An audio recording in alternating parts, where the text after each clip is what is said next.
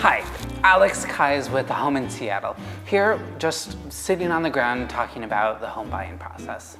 I wanted to come on here and talk about how you hire a realtor because it's kind of this weird, confusing thing that people don't totally understand. I get asked this question a lot, what's your process? I don't know, I just don't really understand what people want to hear, and I don't think they know what they want to hear either. It's kind of this strange open-ended question. So today I have 4 things that you should ask a realtor before you hire them. Now, pretty much everybody interviews realtors when they're selling a house, mostly because they're going to be actually paying them. Now, when you're buying a house, the seller actually pays the realtor's commission. So the sellers are very diligent about hiring the right person. But I find when people are buying a house, they don't really know how to go about this process, and they often just start working with the first person they meet, whether that be at an open house, at their cousin's recommendation, from seeing an ad on the street. And this is totally fine. It's kind of a weird business, and there's no one right way to go about really anything. I meet people on YouTube, through Facebook Marketplace ads, Instagram, from recommendations from family and friends, by handing my business card to people at coffee shops when I overhear them talking about buying a house. But the first thing you should do with any real estate agent before you actually go out looking at houses is sit down with them for a housing consultation, partly just to kind of educate yourself, but also to ask these 4 questions. Now, a good first question is, are you a full-time realtor or a part-time realtor? You know, buying a house can be a fairly stressful activity, and you want somebody that's going to be in your corner 100% of the time. You know, I sometimes work with realtors who take forever to get back to me or miss out on some important details, and this is because they're just doing this part-time.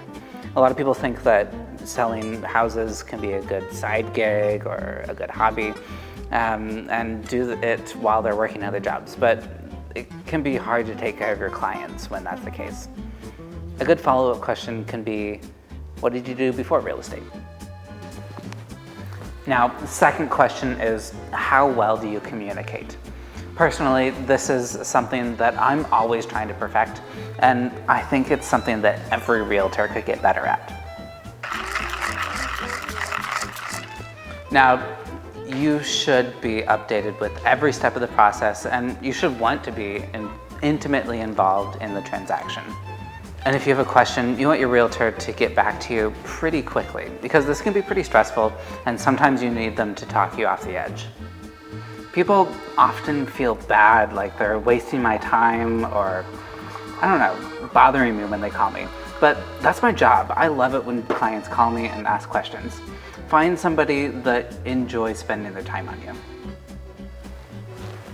Now, question number 3 is, how do you handle negotiations? And it's easy to handle things as they go smoothly, but a good realtor is going to know how to handle the bumps when they come.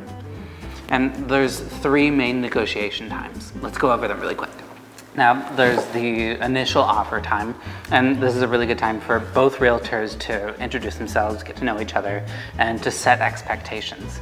If things go poorly at this stage, then they'll probably continue to go poorly. Now, after inspection, I've learned that you shouldn't ask for a seller to fix things because they have 0 motivation to do a good job. Usually, I instead ask for them to chip in towards projects at closing so that the buyer can handle it later. And finally, a low appraisal can be a really tough hurdle to overcome. I saw some stat somewhere that 80% of homes that get a low appraisal, the contract just falls apart. So you want a good negotiator on your side so that this house that you've been waiting weeks for doesn't just slip away. And finally, why should I hire you? I think this is a good open-ended question. I don't think there's a right answer, but it reveals a lot about the real estate agent in how they approach answering it. A lot of people will talk about they do this because they want to support their family or their community, or they're passionate about helping people find safe and affordable housing. A good follow-up question is, what is your main source of your clientele? realtor that's working off of Zillow leads has to burn through those, and they're very expensive. They have to have a good follow-up system. Referrals from friends and family requires a lot of time and effort because you have to devote it to friends and family. And online reviews often reveal that a realtor is really taking care of the entire process from start to finish and beyond.